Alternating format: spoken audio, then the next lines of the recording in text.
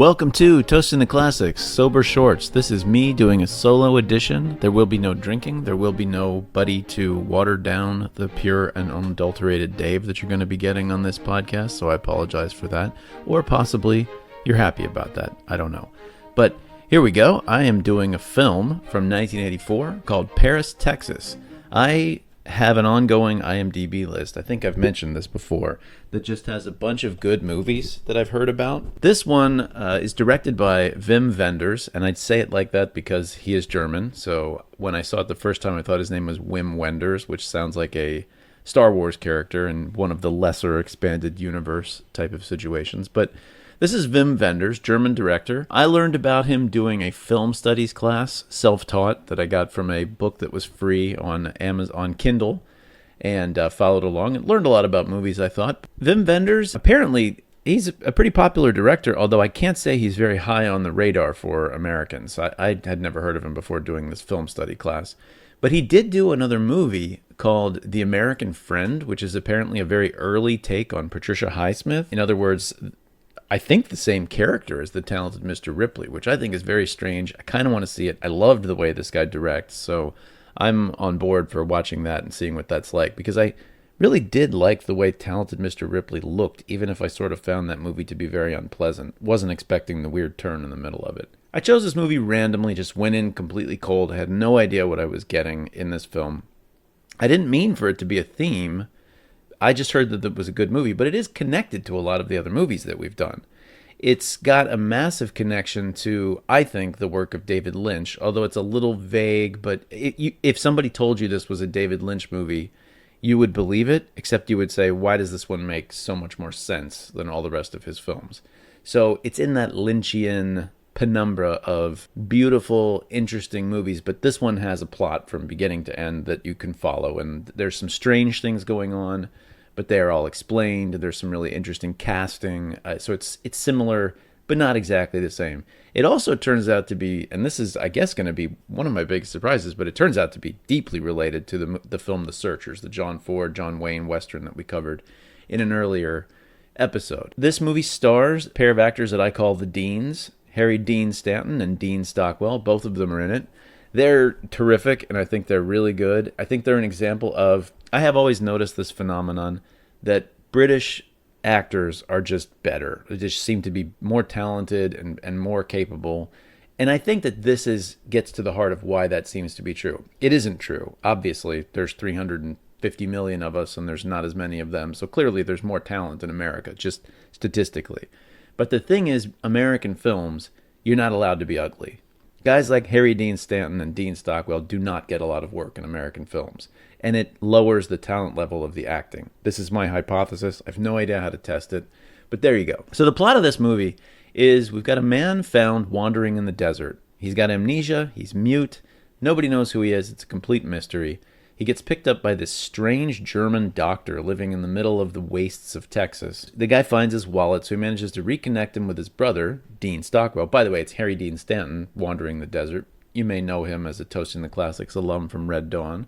Dean Stockwell from Blue Velvet, very weird part in that. So there's a David Lynch connection right there. The brother shows up. He kind of reluctantly comes back to find him. I thought it was just going to be that it's this annoying brother that he doesn't, he's not interested in. But it turns out the brother has disappeared. Not only has he disappeared, but Dean Stockwell's character has been watching his child for the last couple of years. I'm getting Travis and Walt mixed up. I'm sorry. I think Travis is Dean Stockwell. Oh, it's really silly not to know that. But anyway, Dean Stockwell's character has been watching Harry Dean Stanton's character's child for the last 4 years while he's been disappeared. They try to go back to California. Harry Dean Stanton, is afraid to fly on a plane, so there's some hijinks ensue with getting from Big Bend, Texas, back up to Los Angeles, where Dean Stockwell and his family live. That's a whole first act of the film, and then they get to Los Angeles, and there's a reconnecting with his son, Hunter, who's been living with this other family for years and just has no idea who he is at first. Some very vague memories, as you can imagine. And then it ends up, and then there's a third act where Harry Dean Stanton, having reconnected with his son, travels to Houston to go find his ex-wife and the kid's mother. Spoiler alert, skip this part because this is basically what happens in the film. They get there, they find her, they track her down in this really well shot car chase scene through the highways of Houston. It's really fascinating what this director does with highways in America, because they're both distinctively American if you think about it, but also inspired by actually the Autobahns in Germany. So it's a weird connection between the two countries, although clearly the highway has become much more representative of American cities and the way we picture America. So I think there's something going on with the duality there of thinking about that. Anyway, so it turns out she works at this very strange avant-garde, I don't want to say striptease place, but it's some kind of weird private booth situation where women talk to creepy men.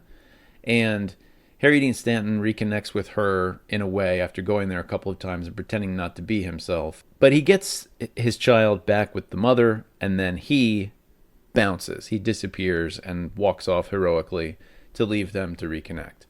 Okay, so that's the basic plot of the film. The key thing to remember is that this movie is, you take that plot, which is an interesting plot. There's a lot of psychology going on and things like that, but it is shot in a superior way that I can't even...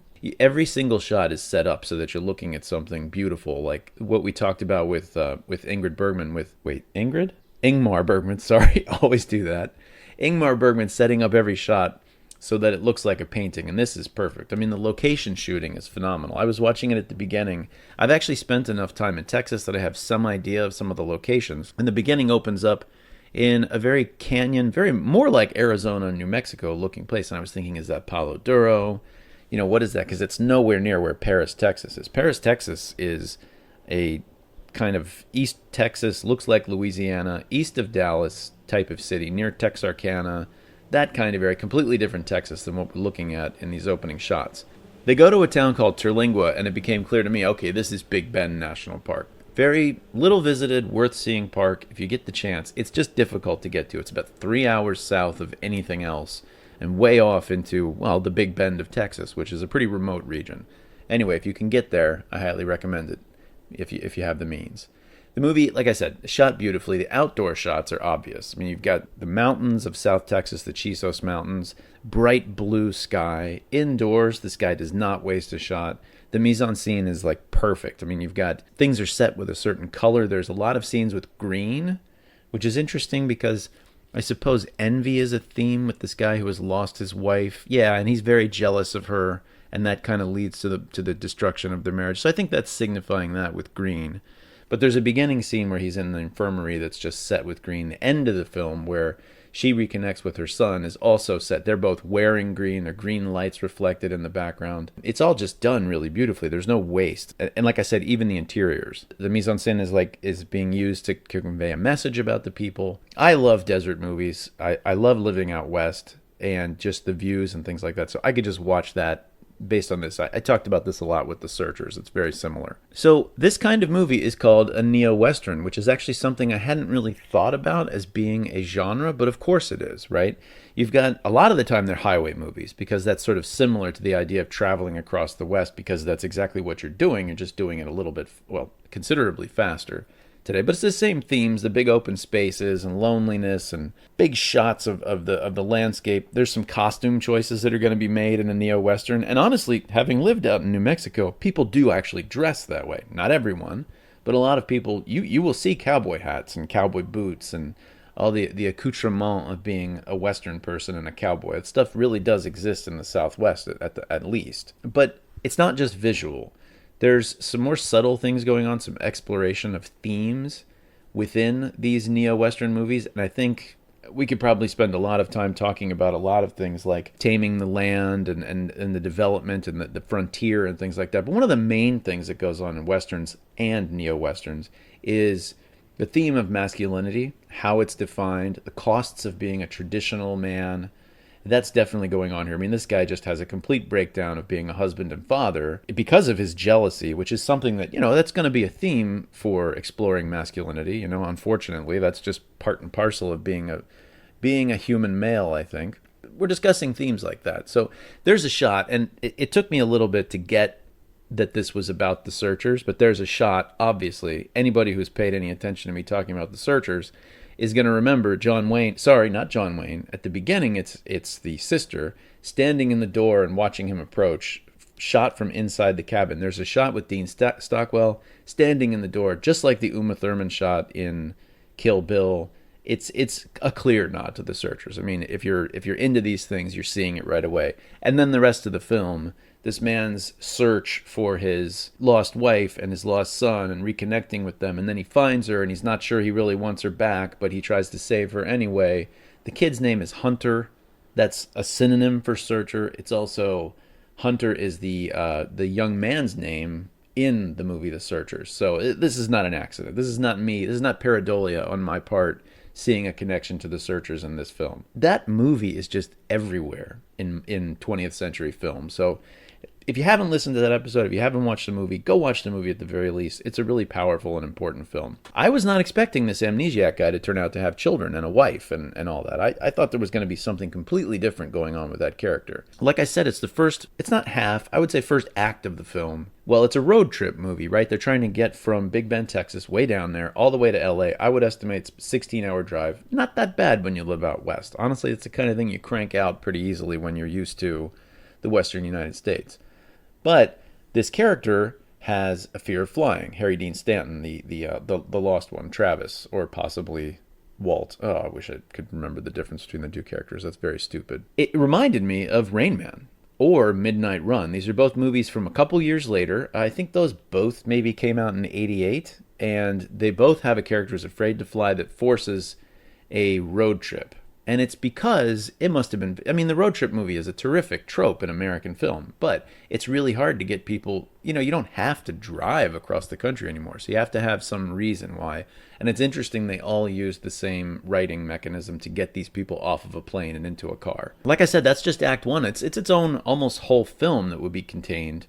But this is a long movie. This is a 2-hour and 27-minute movie. So there's a middle act that involves Harry Dean Stanton's character getting to LA and trying to reconnect with not just his brother and remember the brother's wife, and they all seem to be very close, but most importantly to reconnect with his child. The kid is Hunter Carson. He was in a movie called Invaders from Mars that my family loved when I was a kid. I must have seen it 10 times because it was on cable all the time. And I definitely remember the teacher saying, "You missed the field trip, David Gardner." Anyway, my dad used to quote that all the time. His mother was the teacher in that movie. Anyway, nobody else has seen this movie. I don't know why I'm talking about it. But kid's about the same age as me. He ended up playing Bud Bundy in the original pilot for Married with Children. And that would have been a big break for his career because I don't think he did much after this and after Invaders from Mars. I think he sort of tailed off, although he's really well connected in Hollywood. There's a really sad scene where he's saying goodnight to his dad and to his uncle, who's his foster parent, basically. That whole situation ends up being really kind of heartbreaking because the dad shows up, wins over the kid, and sort of steals him away from his brother and his sister-in-law who've been watching, the kid for years. Paris, Texas is the name of the movie is very strange. It doesn't make a whole lot of sense. Like I said, it's nowhere near where the film takes place. But the two brothers, their father, when they were a kid, used to talk about their mother being from Paris and to impress people, and then would think it was hilarious to tell people, no, she's from Paris, Texas. So he was making fun of his own wife to score points with his friends, which is, again, the theme about toxic masculinity, I guess, sort of a nod to that there. Dean Stockwell's character has married this French woman, Anne. Obviously, that's a nod to the father always talking about that. She really wants to keep this kid, and she does not want him there. So she starts, and I think she's doing this on purpose, she plants the seeds that his ex-wife is in Houston, so he should go and find her.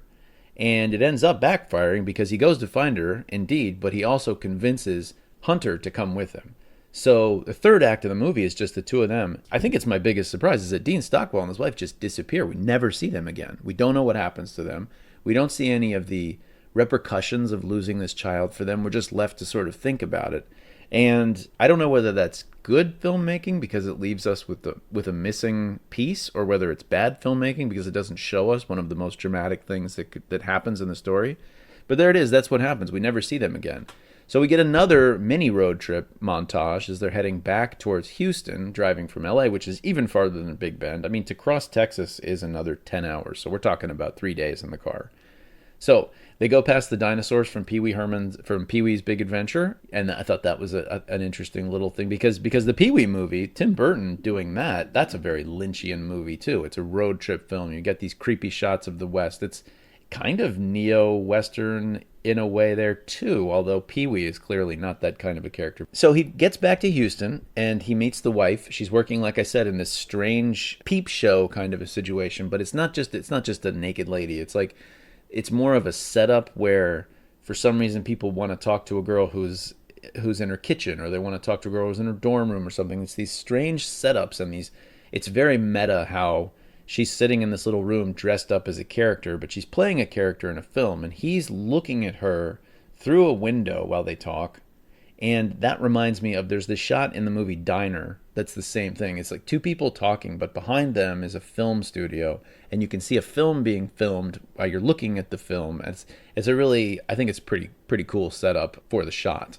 And then you can also see, I think this was cool, is that she's in this room, and when you see from her perspective, you can see that this little room has been built together with, cheap plywood and things like that, and it looks like a movie set. It looks like the wrong side of a movie set, and he's showing you that. I thought that was a pretty cool touch, and I really do, just everything about the way this guy put together shots. And why? I mean, it costs so much money, and it takes so much time to make a film. Why is there anybody making a movie that they don't put this level of attention into? This is not expensive. This is like script and paying attention to how you shoot. Yes, it could be complicated, but it is not the most expensive thing about doing a film, and I don't know why people don't put more attention into it. This is a scene where we see Natasha Kinski for the first time. I don't know how this woman wasn't a bigger star. She's great in this scene. She's absolutely beautiful, and I don't know what happened to her. I looked up her IMDb. It's just nothing I ever heard of. And it's not because she doesn't speak English. I couldn't, if I didn't know, I wouldn't have known that she was German. I would not have known about her. English is perfect. So it's not about that from what I can see. This movie reminds me a lot of Repo Man, which is something that I thought about doing. It's Harry Dean Stanton, obviously, but also just the way it's shot and seeing the streets of LA and things like that. It's very similar. And I can't remember which of I think that might be before this. That might be more like 82 or 81. This is a very influential film, and I was really surprised at all the references to it. I mean, I'm getting low on time here, but I could tell you, there's a hip-hop band that I really like that's just called Paris, Texas, named after this film. And there's a lot of other things like that. It's an important movie, and I recommend that you go watch it. I think there's a lot of people that talk about this one. My biggest surprise, like I said, was Dean Stockwell's character disappearing in the middle of the movie, but also the connection to the Searchers. Really kind of, I found that pleasant, just knowing that movie so well now and seeing that there's so many other things. I mean, they say Taxi Driver is based on it, but this one is 100% inspired by it. I would definitely toast this film. I have not been hiding my feelings about it. I thought this was a beautiful movie. I think maybe you could have cut a little bit and got it closer to 2 hours. I say that all the time. I feel like if you run 2:27, you've done something a little bit wrong in a movie. And there's some lag here. There's some repetition. There's some things that weren't necessary. I get it. There's a lot of beautiful shots. There's a little bit of empty space and some just look at the canvas here that I painted on, and it's very beautiful. But overall, this is a beautiful and interesting film. It's highly influential, and I am 100% metaphorically, without a drink, toasting it. And I hope everybody enjoyed hearing about it. Peace out. This is Dave McArthur saying goodbye to everybody. Talk to you later.